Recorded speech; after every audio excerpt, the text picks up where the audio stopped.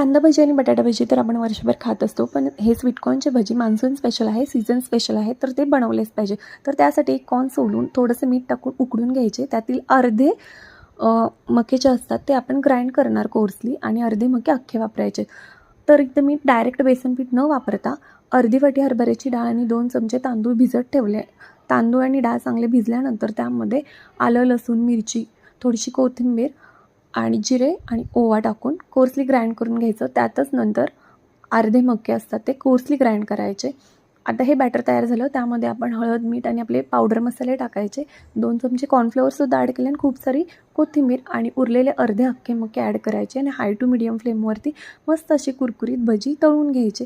तर हे monsoon special भजी नक्की बनवा आणि इथपर्यंत व्हिडिओ पाहिलाच असेल तर चॅनलला सबस्क्राईब करा. माझ्या चॅनलवरती असे छोटे छोटे व्हिडिओज मी अपलोड करत असते. तर चॅनलला लाईक, शेअर, सबस्क्राईब करा आणि मस्त खा. थँक्यू.